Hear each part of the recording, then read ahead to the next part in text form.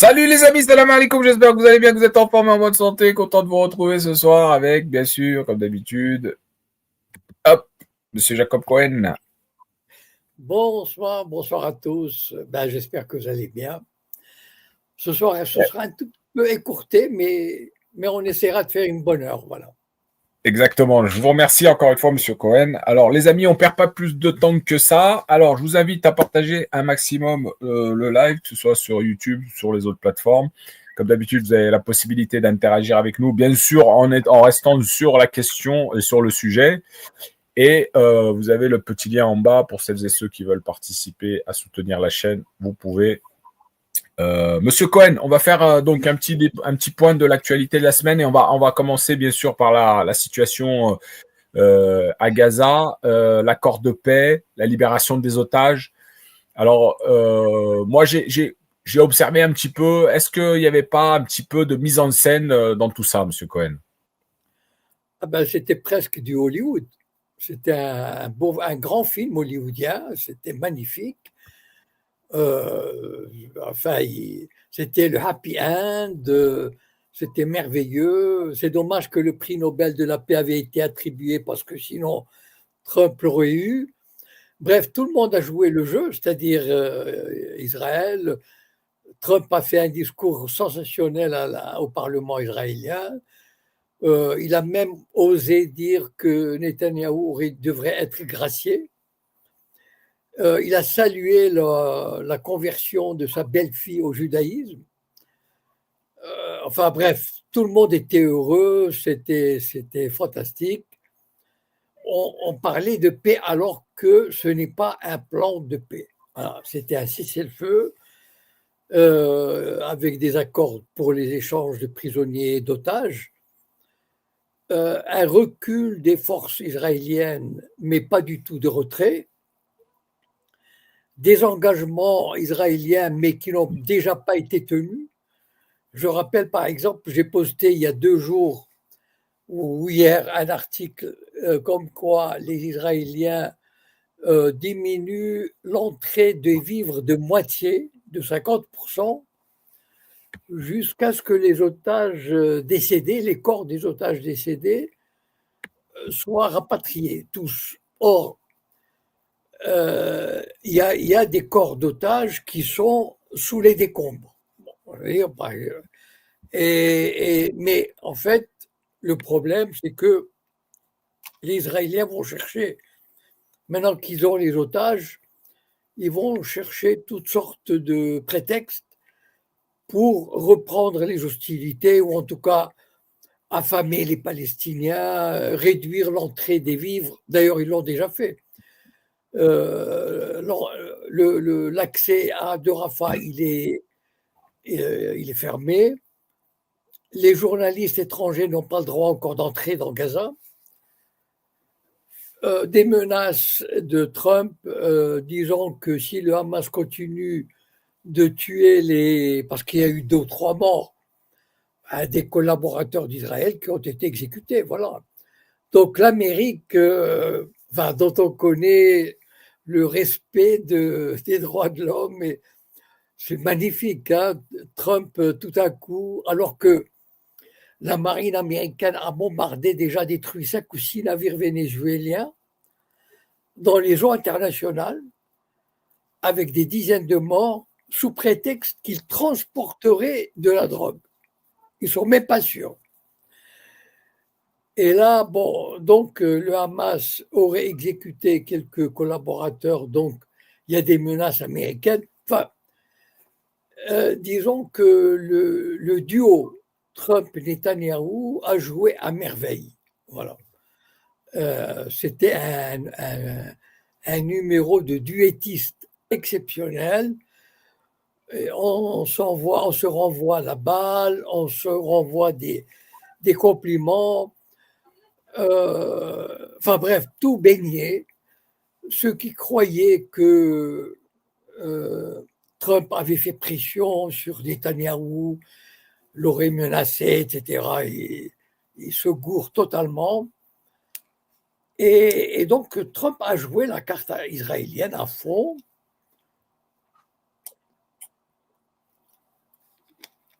Bon, maintenant, si vous voulez, le péché de génocide va être amoindri. Parce que, bon, vous avez, on a fait un accord, Israël a montré sa bonne volonté, etc., devant les caméras, mais en fait, en douce, bon, une fois qu'on aura nettoyé un peu le crime de génocide, avec les médias et tout, je vous donne un exemple. L'Eurovision devait voter au mois d'octobre l'exclusion ou non d'Israël. Bon. Et donc, parce qu'il y a eu la paix, enfin, soi-disant un accord de paix, le vote a été reporté au mois de décembre. Il est évident qu'en décembre, la situation ne sera plus la même. C'est-à-dire que il y aura moins le génocide sera moins visible, etc. Et donc, les sanctions qui ont été prises ou qui auraient pu être prises ne le seront plus. Voilà. Donc, c'est une opération quand même de récupération idéologique ou morale du régime sioniste. Voilà. Le régime sioniste, on lui a donné un petit cachet de bonne conduite. Voilà, et d'ailleurs, vous avez vu les médias, c'était magnifique. Les pays arabes ont joué le rôle aussi, évidemment. Là, les pays arabes, les régimes arabes, on peut leur faire confiance. L'Égypte, le Qatar, les Émirats arabes unis, tout le monde était heureux. Probablement que les régimes arabes vont participer à l'administration de Gaza. Enfin, en tout cas, le plan est que l'administration de Gaza va échapper, enfin, en tout cas, on tentera de la faire échapper au Hamas pour la confier à des Arabes. Enfin, des Arabes responsables, évidemment. Pas l'autorité palestinienne. Mais au Qatar, à l'Égypte, enfin, des régimes qui n'ont absolument rien à refuser, ni à l'Amérique, ni à Israël, et sous la direction de, comment il s'appelle déjà, Tony Blair. Tony Blair, le boucher de Bagdad, le vendu d'Israël, celui qui a reçu de centaines de millions de dollars d'un milliardaire juif, le président d'Oracle, qui a racheté TikTok aux États-Unis, qui a racheté une chaîne américaine, je crois que c'était CBS, qui a racheté Paramount. Donc la propagande sioniste va aller crescendo. Donc finalement, malheureusement, on peut dire que, enfin, en tout cas jusqu'à présent, c'est bien joué de leur part, c'est-à-dire, ils ont tout, ils ont toutes les cartes. Voilà. Et Gaza reste, avec l'assentiment de l'Égypte, Gaza reste la prison, le camp de concentration à ciel ouvert dont les clés appartiennent à Israël. On ne sait pas pourquoi, mais c'est comme ça. Vous aurez remarqué que personne n'a soulevé la question, ni l'Amérique, ni le Qatar, ni l'Égypte, ni la Ligue arabe, rien, comme si de rien n'était. Enfin bref, malheureusement, j'ai l'impression, vous savez, il y a une expression qu'on appelle la normalisation. Alors pour les jeunes, enfin qui ont moins de 40 ans, je leur explique ce qu'est la normalisation, historiquement parlant. En 68, il y a eu le printemps de Prague avec Dubček. Et donc, 68, c'était déjà la fin, disons que l'Empire soviétique, il commençait à être ébranlé, mais il était encore vivace. Et donc, en 2 jours, l'Union soviétique et ses alliés ont envoyé des tanks, des centaines de tanks, à Prague, etc., pour mater la rébellion. Et cette opération, on l'a appelée la normalisation. C'est-à-dire, on a normalisé le pays. On l'a ramené à la normale, si vous voulez. Vous voyez ce que je veux dire, voilà. Et donc, j'ai l'impression qu'on assiste à une espèce de normalisation de Gaza, c'est-à-dire on va tout faire pour faire échapper, ou en tout cas amoindrir, ou faire échapper Gaza au contrôle du Hamas, en tout cas en grande partie. Et donc, c'était une opération bien ficelée. C'est une opération de relations publiques. Je vous dis, c'est un très grand film hollywoodien. Voilà. J'ai bien peur pour la suite. C'est-à-dire que j'ai bien peur que tout l'élan de sympathie qu'a récolté Gaza, malheureusement, commence. Enfin, j'ai bien peur, hein, je ne sais pas. Ça ne veut pas dire qu'il va disparaître, mais j'ai bien peur qu'il s'atténue avec des fausses promesses d'aide, de coopération, etc., etc. Mais en fait, on va assister à la liquidation, malheureusement, de la résistance à Gaza. Alors, M. Cohen, il y a deux, trois petites questions là qui sont passées dans le chat. Il y en a une, c'était concernant, alors que je la retrouve, bougez pas. Voilà, c'était concernant la question du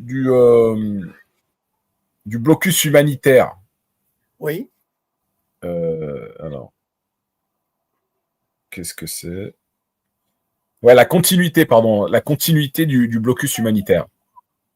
Oui, ben, comme j'ai dit tout à l'heure, les clés du camp de concentration qu'est Gaza sont entre les mains à 100% des Israéliens. C'est-à-dire que ce sont. D'ailleurs, je l'ai dit, d'entrée, il y a 2-3 jours, Israël a annoncé que comment dire, le point d'entrée de Rafah sera fermé. Restera fermé, ça veut dire que ça réduit de moitié l'entrée des produits humanitaires, de la nourriture, des médicaments, etc. De moitié. Et donc, malheureusement, le blocus va se poursuivre. C'est-à-dire que, OK, disons que les Gazaouis voudront reconstruire. Admettons que des pays arabes, dans un élan de générosité, voudront financer la reconstruction. Mais comment faire entrer les matériaux de construction si Israël détient les clés du camp de concentration qu'est Gaza? Voilà. Et donc, en fait, on revient toujours au même problème, c'est-à-dire que il faudrait qu'il y ait d'autres flottilles qui brisent, qui tentent de briser le blocus, parce que le blocus existe toujours et il ne sera pas levé. Voilà, il ne faut pas se faire d'illusions, il ne faut pas compter sur l'Égypte, ni sur les autres pays arabes, ni sur la Turquie, pour forcer, parce que l'Égypte peut forcer l'entrée. Il suffit qu'il laisse les camions rentrer, et puis voilà, il suffit qu'il laisse les journalistes étrangers rentrer, et puis voilà, c'est fait. Mais malheureusement, l'Égypte joue le rôle d'Israël, enfin joue le rôle de soutien à Israël. Pourquoi? Parce que l'Égypte, elle est tenue à bout de bras par les capitaux américains et saoudiens. Et donc, l'Égypte fait ce que lui disent l'Arabie saoudite et l'Amérique. Donc, le blocus va continuer, va se poursuivre comme avant. Voilà. Alors, M. Cohen, on sait que le plan qui est proposé, là, il est en plusieurs étapes, plusieurs phases. Et donc, il y avait la libération des otages, et il y avait aussi, bien sûr, le désarmement du Hamas, M. Cohen. Est-ce que vous pensez que le Hamas a accepté cette phase du plan? Et, non, non, non, je ne crois pas. Non, le Hamas, enfin, je veux dire, il ne se serait pas battu pour s'offrir quasiment en sacrifice à la même missionniste. Enfin, je pense que tous ces militants préféraient mourir l'arme à la main plutôt que de devenir les. Parce que s'ils désarment, ils n'auront le choix qu'entre. On leur a offert l'exil. Voilà. Entre l'exil ou les prisons sionistes. Et donc, je ne crois pas que le Hamas accepte de. Parce que c'est un suicide s'il le fait. C'est-à-dire, on ne peut pas faire confiance. On peut pas faire confiance à la parole du régime sioniste. Voilà, ça fait 80 ans qu'ils signent des accords Je vous rappelle que les premiers accords de cessez-le-feu en 1948-49 ont été trahis par le nouvel État juif. Donc, on peut pas. Enfin, on sait très bien. Regardez ce qu'ils font au Liban. Donc, l'exemple du Liban est là pour nous montrer que la parole, les actes signés par l'État juif ne valent rien. Et donc, le Hamas, je veux dire, on pourra lui offrir n'importe quoi. Et, à mon avis, ils n'abandonneront jamais le combat. Voilà.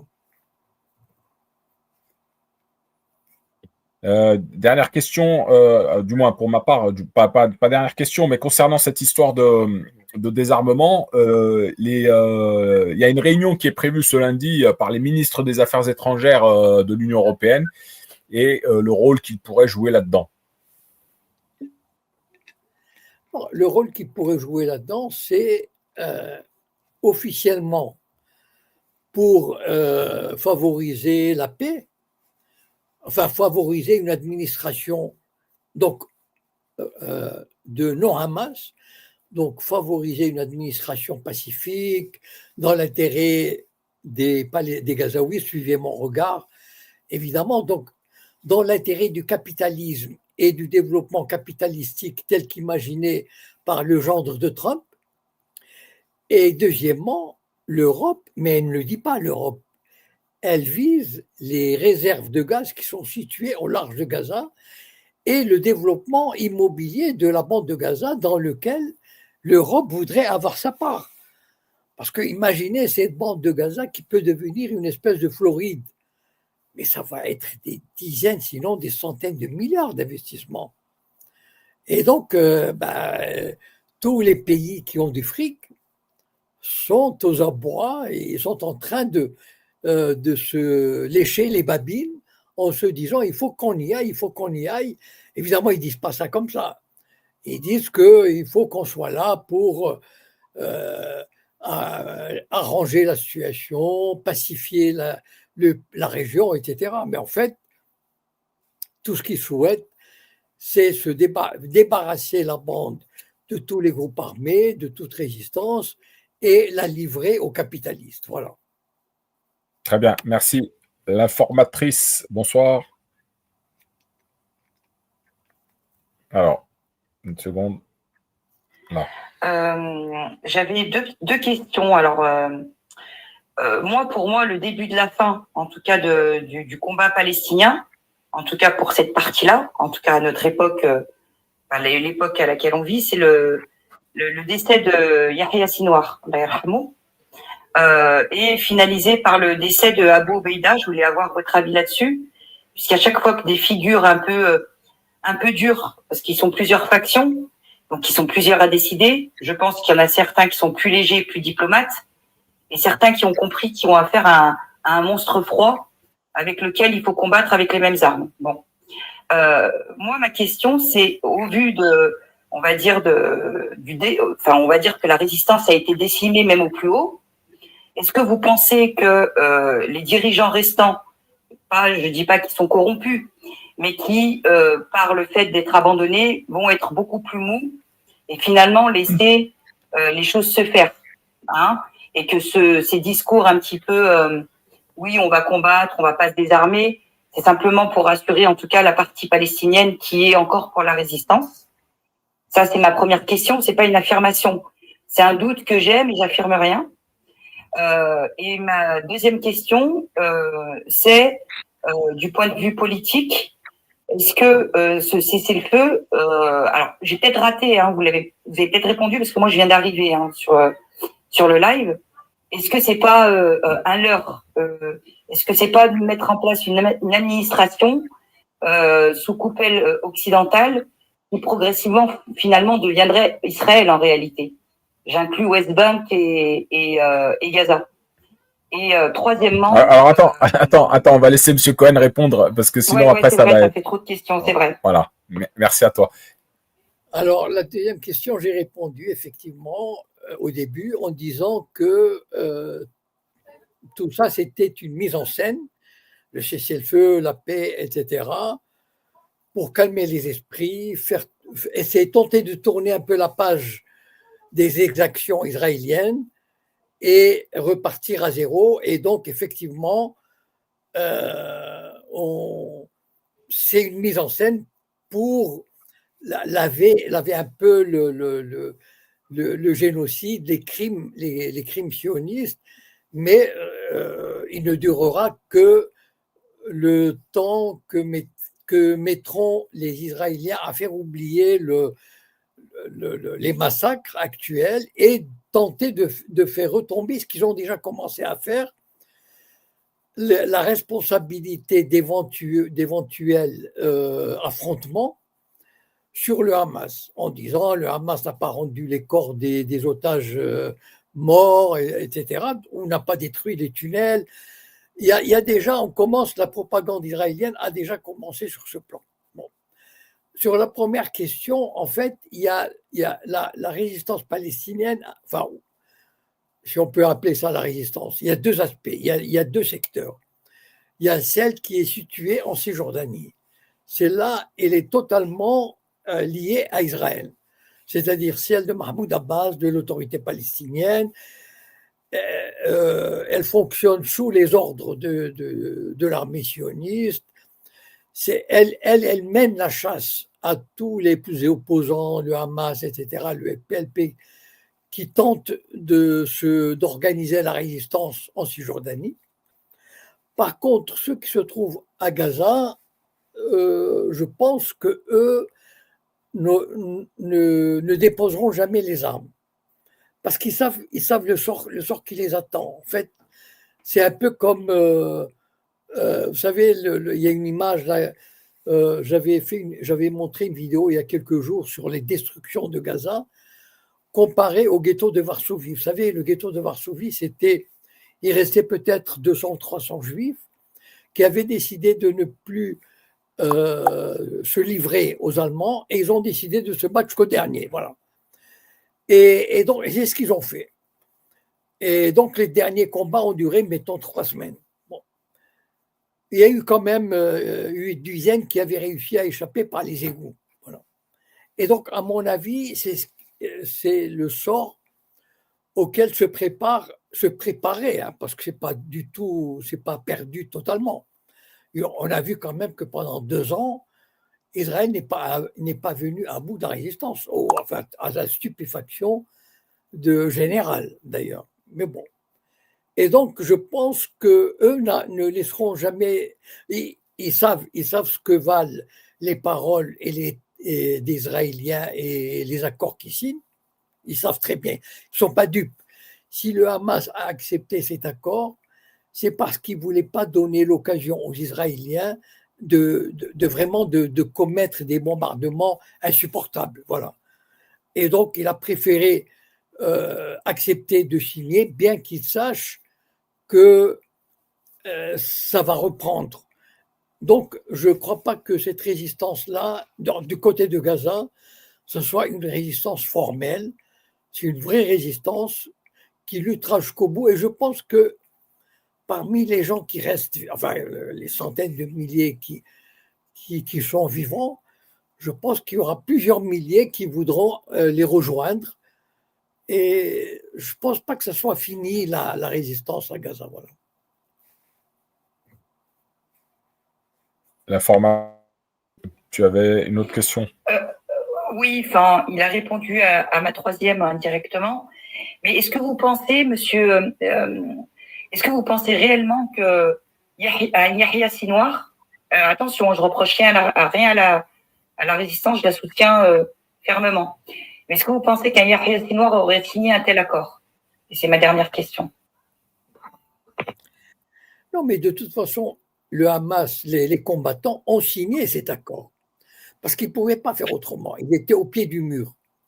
C'est-à-dire qu'ils auraient voulu ne pas le signer. Mais il y avait cet ultimatum de Trump leur disant, si vous ne signez pas, l'enfer vous allez vivre, l'enfer va tomber sur vous. Voilà. Et donc le Hamas a accepté de le signer en sachant très bien que qu'ils ne peuvent pas faire confiance aux Israéliens, que c'est un mauvais accord, mais il valait mieux le signer. D'abord, il y a eu quand même 2000 prisonniers palestiniens qui ont été libérés des geôles israéliennes, et aussi parce que ils peuvent pas. Le Hamas a besoin aussi de montrer qu'il a envie de négocier pour montrer aussi au monde la mauvaise foi des Israéliens. Il faut, c'est-à-dire chacun essaye de montrer la mauvaise foi de l'autre. Et donc, Sinoir l'aurait signé, mais il n'est pas déshonorant.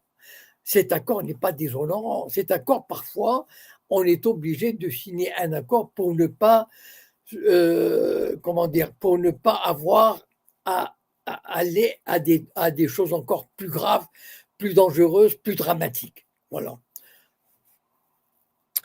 Alors, merci, Monsieur Cohen, merci à toi, l'informatrice. Alors, Monsieur Cohen, en parlant d'accord, il y a ces accords d'Abraham dont Donald Trump se satisfait et aimerait les étendre à d'autres pays.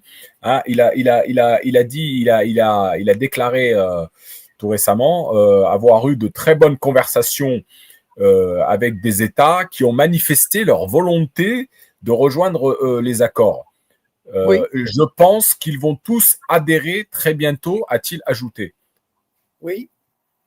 Il fait allusion à, bon, on sait, peut-être l'Arabie Saoudite, peut-être quel autres États? Alors, l'Indonésie est sur les rangs. D'ailleurs, le président indonésien, il était prévu qu'il aille en Israël cette semaine.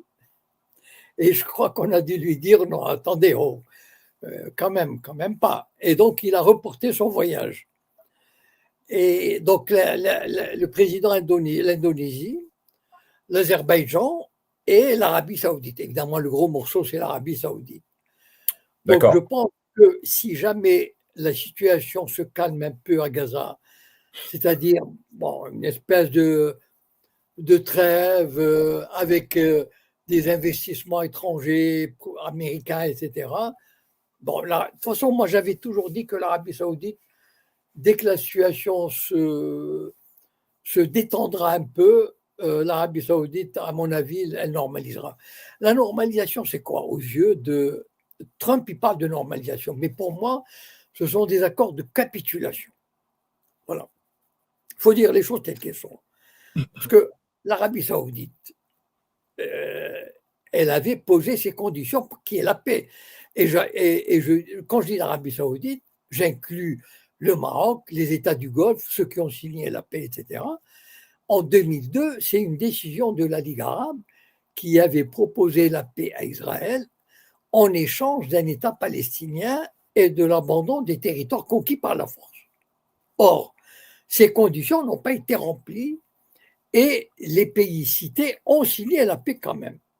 Donc, ce sont des accords de capitulation. On les appelle pudiquement des accords de normalisation parce qu'en fait, la normalisation, comme j'ai dit tout à l'heure à propos de la Tchécoslovaquie, c'est-à-dire on l'a ramené dans le droit chemin de la soumission communiste.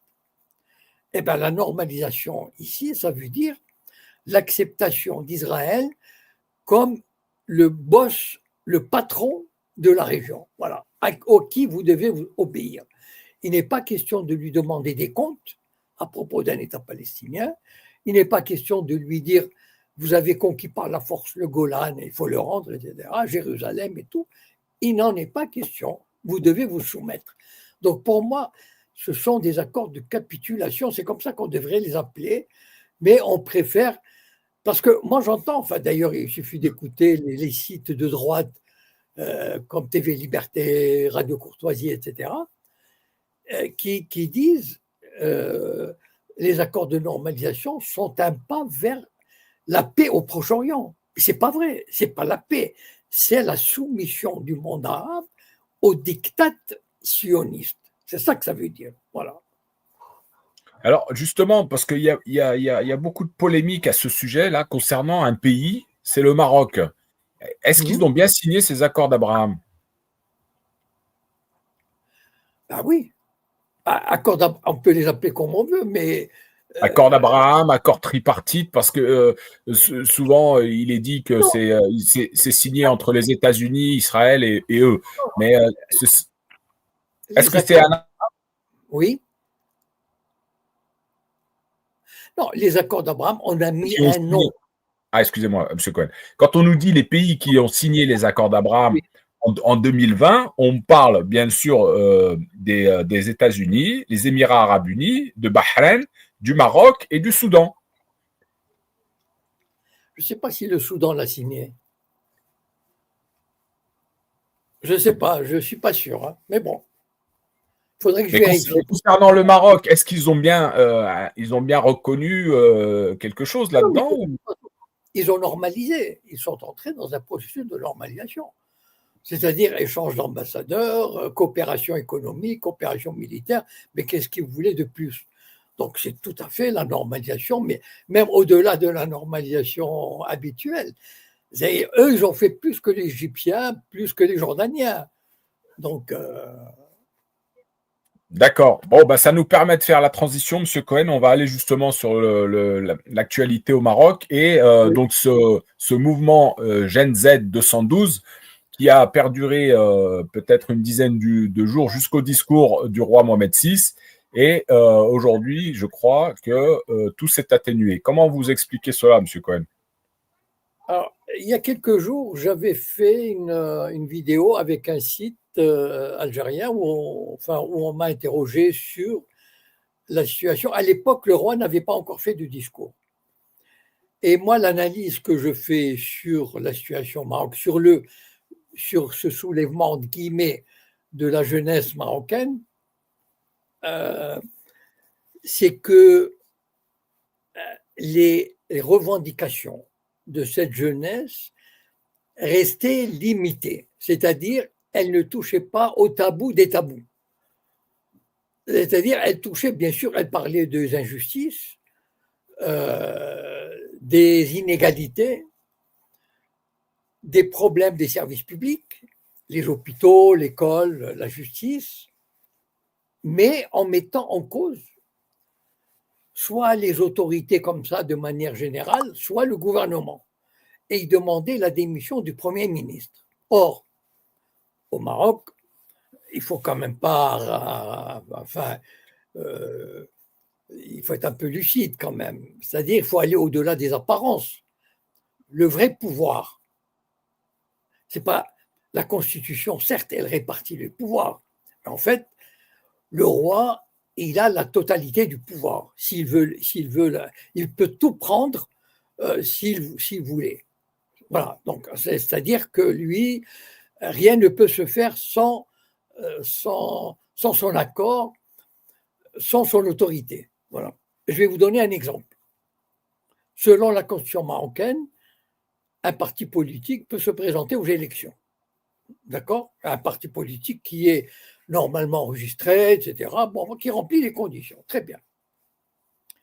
Il se trouve que dans les années, je crois que c'était 2007-2008, enfin à peu près, hein, je peux me tromper de 2 ou 3 ans, je suis désolé, il y avait un nouveau parti qui s'appelait le PJD, le Parti de la justice et du développement, qui était un parti islamiste, enfin à tendance islamiste, qui dès qu'il est apparu, il a eu un accueil extraordinaire. Les sondages le donnaient, c'était un raz-de-marée. Parce que les gens en avaient marre la population en avait marre de ces partis traditionnels qui se répartissaient le pouvoir, etc. Et donc, le roi ou le palais a convoqué les dirigeants du parti, de ce parti, et il leur a dit voilà. Et ça, ce que je vous dis, enfin, c'est quasi officiel. Hein. Il leur a dit ceci. Si vous voulez vous présenter, on peut vous autoriser à vous présenter, mais à condition de présenter des candidats uniquement dans la moitié des circonscriptions ou dans le tiers. Je ne me souviens plus. Et les autres ont dit oui, parce qu'ils ne pouvaient pas faire autrement. Sinon, ils étaient interdits. Et donc, c'est comme ça que ce parti, il est rentré au Parlement, mais avec une audience très réduite. Voilà un exemple. Mais enfin, le roi, il est propriétaire de la moitié du Maroc. Enfin, je veux dire, pense que la moitié des terres agricoles lui appartiennent, etc. Enfin bon. Donc, quand on manifeste, ces manifestants, ils n'ont jamais. Vous savez, dans cette vidéo, j'ai raconté l'anecdote suivante. C'est là, voilà un vrai opposant, un vrai. En 1999, Mohamed VI monte sur le trône. Et à l'époque, il y avait, je ne sais pas si ça existe toujours, je pense que ça existe, mais bon, il y a une association qui s'appelle en arabe l'Adl wal Ihsan, c'est-à-dire la justice et l'amélioration, quelque chose comme ça, voilà, ou la réforme. C'est une association semi-clandestine, très, comment dire, persécutée par les autorités. Et à la tête, il y avait Cheikh Yassine et sa fille Nadia Yassine. Ce Cheikh Yassine a eu le culot, le courage fabuleux. En 1999, lorsque le Mohamed VI est monté sur le trône, on l'a appelé le roi des pauvres. Je ne sais pas si vous vous souvenez de cette propagande. Et Cheikh Yassine a publié une lettre ouverte, c'est-à-dire une lettre publique, demandant au roi de rapatrier les 5 ou 6 milliards de dollars que la famille royale possède à l'étranger et de faire profiter les Marocains. Ça, voilà un acte de résistance.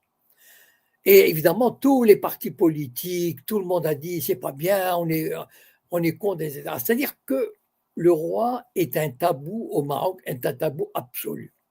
Voilà.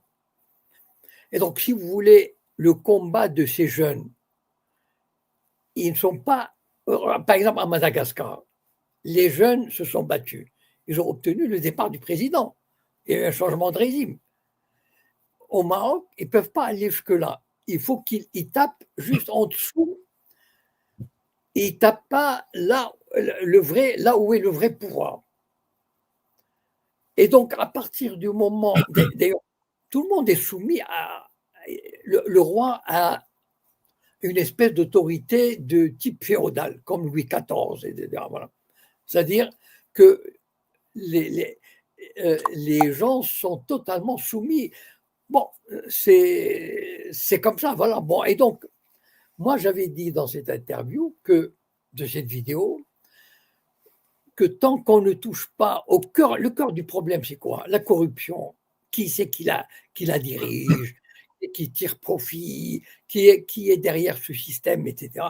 Évidemment, c'est la monarchie. Mais on ne peut pas. Il y a un tabou, le tabou des tabous, c'est de s'attaquer à la monarchie. Et donc, dès que le roi a parlé, qu'est-ce qu'il a dit? Il a dit il faut supprimer les inégalités, c'est pas bien, les inégalités, c'est pas bien. Les services publics, il faut les améliorer. Bon, je pense que n'importe qui aurait pu le dire. Et donc, mais tout le monde, il fallait voir, enfin, il fallait suivre les médias marocains. Ça y est, le roi a parlé, c'est comme si c'était fait. Voilà. Voilà. Donc, tout le monde a dit, voilà, bon, donc c'est formidable. Mais en fait, mais ils n'ont rien obtenu. Parce que, en fait, ce que je n'avais pas dit à l'époque, parce qu'on venait de vivre, le roi n'avait pas encore parlé. Mais cette révolte, elle va donner lieu au pouvoir à une répression fabuleuse. Parce que, vous savez, le régime marocain, il y a une chose. Quand j'étais maître assistant à la fac, à l'époque, on disait ceci. Il y avait un ministre d'Intérieur qui s'appelait Basri. Il était d'une efficacité extraordinaire, c'était redoutable. Bon. Il avait quadrillé le Maroc une toile d'araignée de surveillance et de contrôle absolument extraordinaire. Et à l'époque, on disait si tous les ministères marocains fonctionnaient comme le ministère de l'Intérieur, le Maroc serait comme la Corée du Sud, c'est-à-dire un dragon asiatique. Et donc, en fait, pour moi je pense que cette révolte va donner lieu à un resserrage du contrôle, de la surveillance. Je pense que les services de sécurité maintenant ont les identités, les visages de milliers des gens qui se sont exprimés, qui ont manifesté. Et je suis certain que dans quelques semaines, quelques mois, la répression va s'abattre de manière intraitable. Voilà. Et donc, finalement, le pays va entrer dans le rang. Ce pays ne peut pas, comment dire, on ne peut pas demander au Maroc, vous savez, c'est un régime qui repose sur la corruption, sur les grandes fortunes, sur l'accaparement des terres par des riches propriétaires, etc. Et donc, ce système, il peut pas changer. Il repose sur une classe de 20 à 30% de possédants, de gens qui ont du pouvoir politique, administratif, économique, financier, etc. Et donc, il peut pas se bonifier. C'est pas vrai. Et donc, malheureusement, et d'ailleurs, on l'a vu, hein, enfin, je veux dire, ils sont rentrés. Bon, le mouvement s'est plus ou moins dispersé. Voilà. Bon, ben, Alors, Monsieur Cohen, je ne sais pas si vous connaissez Rachid Achachi. oui. Voilà, donc il a fait une petite analyse de cette question. Il a fait une vidéo qui dure presque 2 heures, 1h40 et quelques à peu près. Oui. Et il a donné sa vision, son analyse sur la situation. Et il a quand même exprimé donc beaucoup de problématiques, de dysfonctionnement, des problèmes de corruption, comme vous l'avez dit, des problèmes dans les hôpitaux, tout ça. Mais il a aussi surtout souligné, alors là vous nous parliez du roi, mais là il a quand même parlé d'un personnage, d'un homme fort dans le système politique marocain, Oui. c'est donc de Akhanouche. Oui, le Premier ministre. Oui. Voilà, le Premier ministre il aurait un énorme poids et beaucoup d'influence au sein du système marocain, et il serait aussi propriétaire de grosses entreprises, et donc Oui. il chapeauterait un petit peu. Et il a parlé d'un État dans l'État. Oui, c'est ce qu'on appelle le marzen. Le marzen, c'est un État dans l'État. C'est-à-dire, vous savez, c'est pas seulement les riches. Imaginez au Maroc, par exemple, il y a un maillage administratif extraordinaire, colossal, vraiment. C'est quasiment et religieux. Partout, là où on va, il y a une mosquée. Je critique pas le fait qu'il y ait une mosquée, mais l'imam, c'est un fonctionnaire du gouvernement. Et donc, c'est un informateur. Il est là pour comment dire, transmettre les ordres royaux, donc la stabilité du régime, etc. Donc, il y a cette armée de fonctionnaires, de caïds, de pachas, d'administrateurs, de gouverneurs.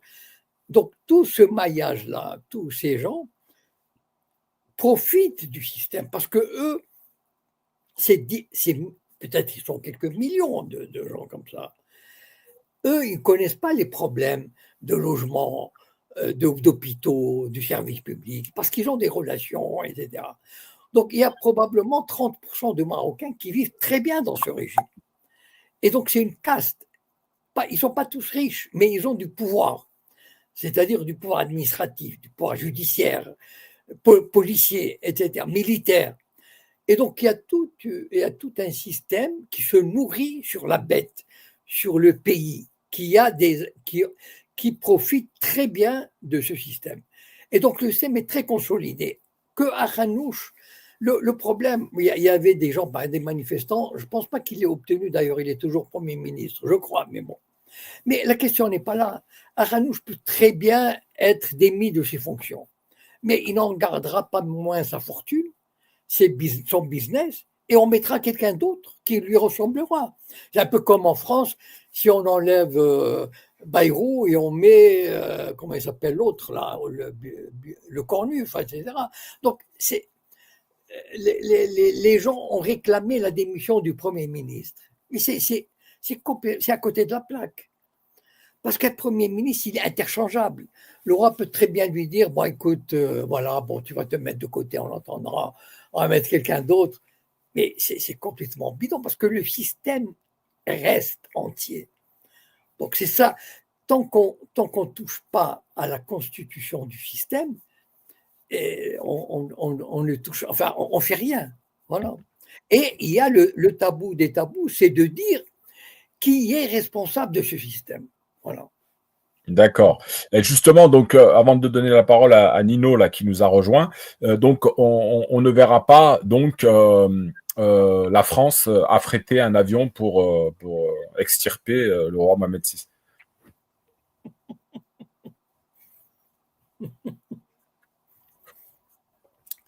Vous savez, la dernière phrase que j'ai dite dans la vidéo, l'intervieweur me dit donc le Marzen peut dormir tranquille. Je lui ai dit il peut dormir sur ses deux oreilles. Le Marzen a de beaux jours devant lui. Voilà. Donc ceux qui ont rêvé, ben, ils ont rêvé. Vous savez, on peut rêver. Hein.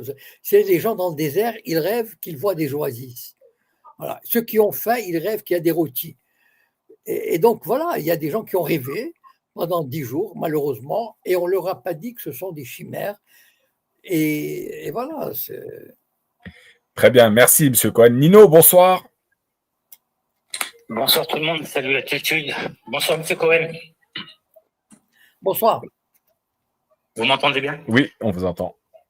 À la base, moi, je n'étais pas venu pour poser une question. Bon, je vais quand même la poser, mais j'étais venu juste saluer Monsieur Cohen parce que je l'admire beaucoup. J'ai eu pratiquement pas mal de conférences et j'étais monté juste pour ça, mais je vais en profiter pour vous poser une question. Alors, est-ce que je peux, à altitude, si c'est dans ton thème, moi, je voudrais poser une question sur la France, en fait. Justement, les relations France. Il n'y a pas de souci. Vas-y, on t'en prie. D'accord. Donc moi, la question, en fait, c'est plusieurs questions en une. Si on remonte un peu en arrière les discours de Monsieur Macron et de Monsieur Trump, il y a un truc que j'ai pas compris. Jusqu'à maintenant, personne n'a réussi à m'expliquer. Je veux dire, les discours, ils sont totalement différents. Le discours de Macron vis-à-vis du H et Trump vis-à-vis du H, le discours il est totalement différent. Il y en a un qui dit que c'est pas possible de détruire le H, c'est une idéologie, etc., etc. On en a entendu plein de comme ça. Et de l'autre côté, il y a Monsieur Trump qui dit, on dit pas merci à Monsieur Macron parce que nous, on va quand même essayer de liquider le H parce que le boulot il est pas fini en gros, c'est ce qu'il dit. Qu'est-ce que ça va être les relations maintenant aujourd'hui entre Israël et la France? Moi, je suis français, donc ça m'intéresse beaucoup. Comment M. Netanyahou, après les traités qui vont se faire là, comment maintenant on va voir comment va se faire la relation avec Israël. Voilà. Merci, M. Cohen. Ok, merci. Mais le gouvernement français, voilà, pour ne pas personnaliser, le gouvernement français et le gouvernement israélien sont de très très bons amis, de très bons complices. Il n'y a rien entre eux, il n'y a aucun conflit entre eux. Ils ont les mêmes objectifs. Donc, vous savez, parfois, ils se disent des choses comme ça, par exemple, comme la reconnaissance de l'État de Palestine ou la critique de l'occupation, de la colonisation, mais c'est bidon, c'est du cinéma. Voilà. Mais en fait, ce sont deux gouvernements tout à fait sur la même longueur d'onde, c'est-à-dire pour la perpétuation d'Israël, de la force d'Israël, de ses colonies, de sa puissance, de sa colonisation. Et voilà, donc il ne faut pas se faire d'illusions, il faut juste ne pas s'arrêter aux paroles des gouvernants français. Voilà. C'est bidon, c'est du cinéma, c'est de la politique spectacle. Voilà. On fait plaisir aux gens en leur disant oui, je vais reconnaître l'État de Palestine comme si ça a changé quelque chose. Et donc, en fait, stratégiquement parlant, foncièrement, économiquement, tout ce que vous voulez, la France et Israël, je parle des gouvernants, hein, la France et Israël sont deux alliés stratégiques sans aucun nuage. Voilà. Pour la vie, hein, on peut le dire. Pardon? On peut dire allié stratégique pour la vie. Ah ben ça, j'en sais rien. Non, vous savez, en histoire, Il n'y a rien qui dure. Mais M. Cohen, excusez-moi de vous couper. Quand j'ai vu beaucoup de conférences et vous avez fait une conférence sur les Sayanim, pardon. Oui. Justement, quand je dis que c'est pour la vie, est-ce que je ne sais pas comment formuler ma question. Par rapport aux Sayanim qui sont en France, qui opèrent en France, est-ce qu'on va rester comme ça? Ça va rester tout le temps comme ça? Ça va changer? Comment ça va se passer? Alors, non, Monsieur Cohen. Les Maghrébins, par exemple, je vais vous donner un exemple. Il y a 4000 à 5000 Sayanim juifs qui travaillent pour le Mossad. Si les Maghrébins réunissaient 50 000 Sayanim, on les appellera différemment, mais 50 000 Sayanim qui travailleraient pour la Palestine, le monde arabe, etc., à ce moment-là, la France changerait de direction. Donc c'est une question de rapport de force. Vous savez, je vais vous dire un scoop. Les Juifs n'ont eu la belle vie en Europe qu'à partir des années 50, en France et en Europe, et aux États-Unis. Voilà. Donc les Juifs n'ont jamais dominé n'ont pas dominé pendant 15 siècles. Si aujourd'hui, depuis les années 50, ils ont le vent en poupe et ils dominent et ils maîtrisent la situation et ils donnent des directives au pouvoir, c'est parce qu'ils ont gagné leur galon. Mais ça ne veut pas dire que ça peut durer. On ne sait jamais ce qui peut se passer. Je veux dire, le jour, vous savez, les États sont très hypocrites. Aujourd'hui, le gouvernement français il caresse Israël dans le sens du poil, etc. Imaginons qu'Israël, je ne sais pas, pour une raison ou une autre, disons, sombre. Voilà. Mais vous croyez que la France accueillera 500 000 réfugiés israéliens? Mais pas du tout. Ils se retourneront contre eux. C'est ça la politique, c'est ça la diplomatie. C'est pour ça que quand vous me dites c'est pour la vie, dans les relations internationales, il n'y a rien qui est pour la vie. C'est-à-dire, vous savez, par exemple, la France et la Russie ont été alliés pendant longtemps. Aujourd'hui, ils ne le sont pas, par exemple. Donc, donc, c'est une alliance de circonstances. Mais aujourd'hui, cette alliance de circonstances, je vous dis qu'elle est très forte. Et donc, nonobstant toutes les violations de droits, etc., tout ça, c'est juste de la rigolade. Voilà. Mais c'est une relation très forte, mais qui dure tant qu'Israël il est fort, tant que les Sayanim sont forts, etc. Qu'est-ce qui va se passer dans 10 ans, dans 20 ans, j'en sais rien. Donc, je voudrais vous remercier. Vous venez tous les vendredis, M. Cohen? Oui. Oui, c'est une chronique. C'est une chronique que tu peux retrouver tous les vendredis à 19h30 depuis maintenant bientôt 3 ans. Oui. Ah, d'accord, ok, je ne savais pas. Je suis très fier de vous avoir parlé, M. Cohen, et bon courage à vous. À bientôt. Merci, Alfie. Merci, Nino. Une dernière question. Oui, dites-moi. Non, merci à toi, Nino. Merci à toi. Ah, d'accord, merci beaucoup. Une dernière question, Wally. Oui, une dernière question. On va clôturer, vu qu'on est sur la France. Vous parliez des Sayanim et de ce que vous veniez d'évoquer concernant la communauté maghrébine, qui pourrait peut-être changer si elle faisait ce travail qu'a fait les Sayanim. Mais en France, Monsieur Cohen, oui. Même si ils sont beaucoup mis en avant, les Maghrébins ou la communauté maghrébine musulmane, ils ne sont pas majoritaires. Il y a aussi les Français de souche. Les Juifs, ils sont même moins que minoritaires. Ils sont même pas 1%. Pardon, excusez-moi, ça a coupé, je ne vous ai pas entendu, M. Cohen. Non. Les Juifs, ils sont moins de 1%. D'accord? Pourtant, ils ont réussi à placer. Qu'est-ce qu'ils ont fait, les Juifs? Ils ont placé des 4 à 5 000 Sayanim dans les points stratégiques, dans les médias, à l'université, etc. D'accord? Et ils sont disciplinés, ils obéissent et ils travaillent pour le Mossad de manière absolue. Voilà. S'il y avait, mettons, 100 000 Maghrébins ou 200 000 qui faisaient le même travail, eh bien, ils acquéraient la même influence, ou en tout cas, de plus en plus d'influence. Et à ce moment-là, leur influence pourrait faire tourner la politique de la France dans d'autres directions. Vous voyez ce que je veux dire? Donc en fait, c'est pas les Juifs n'ont pas gagné, c'est pas tombé du ciel. Le gouvernement français ne leur a pas fait cadeau de cette influence. Ils l'ont gagné en se battant. D'accord? C'est-à-dire que ceux qui sont retrouvés dans les médias, en 59, à partir de 59, ils ont reçu d'instructions pour faire des médias des forteresses pro-Israël et pour empêcher les Arabes de s'y infiltrer.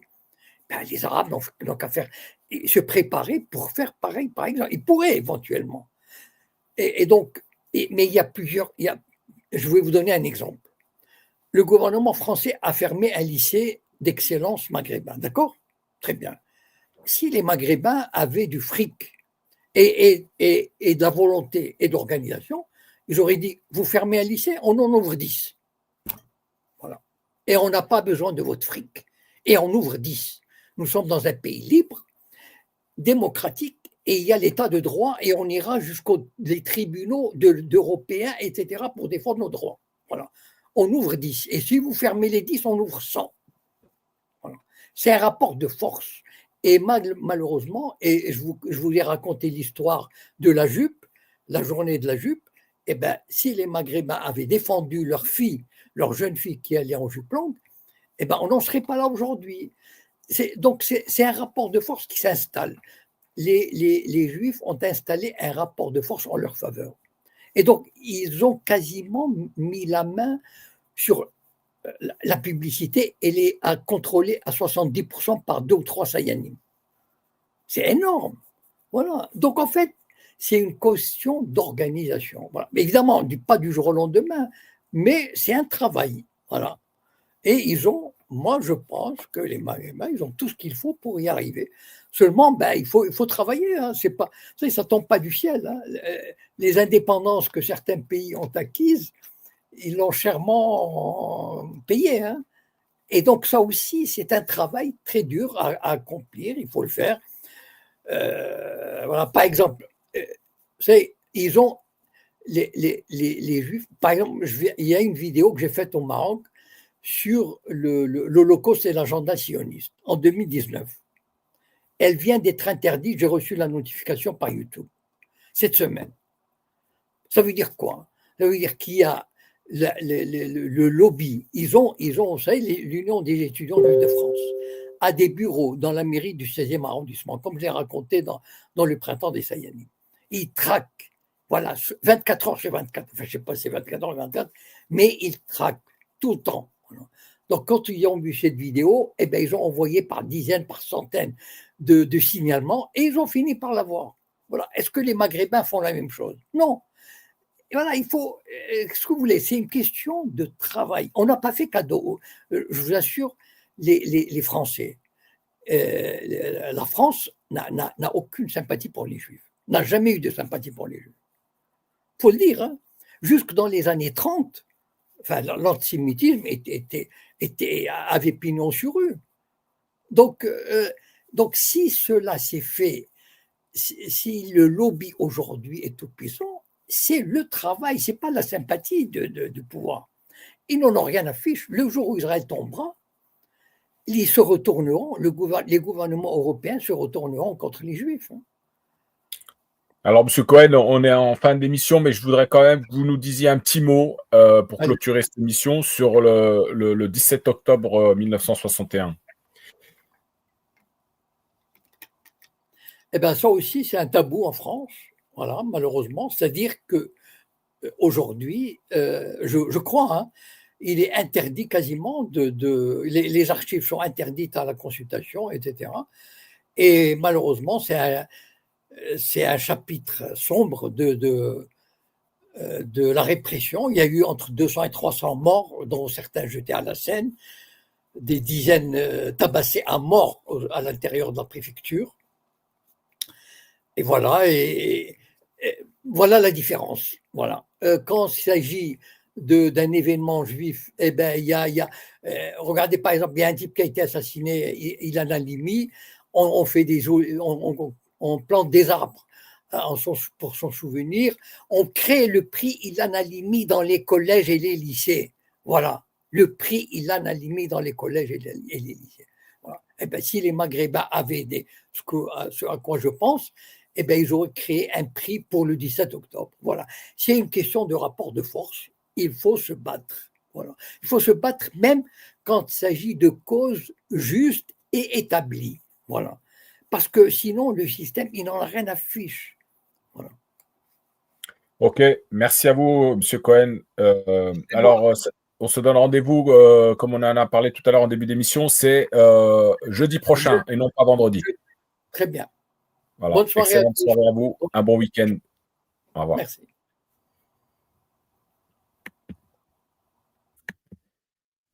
Voilà les amis, merci à tous d'avoir participé. Pour celles et ceux qui ont pris le live en cours, abonnez-vous à la chaîne Altitude et vous pouvez revoir l'émission en rediff. Et pour celles et ceux qui ne sont pas abonnés, abonnez-vous à cette chaîne YouTube, donnez-lui de la force. Et aussi, vous avez le petit lien PP là pour faire un soutien à la chaîne, bien sûr, ce travail qui est fait depuis 3 ans bientôt avec Jacob Cohen toutes les semaines. Voilà, n'hésitez pas à le faire, ce petit geste. Et puis on se donne rendez-vous, comme je viens de vous le dire, donc ce sera jeudi 19h30, puisque vendredi, une impossibilité pour ma part. Et il y aura peut-être aussi un live, alors c'est encore pas défini à 100%, concernant la question du Sahara occidental dans la semaine prochaine. Voilà, excellente soirée à vous. Un bon week-end, que la paix soit sur vous. Salam alaikum.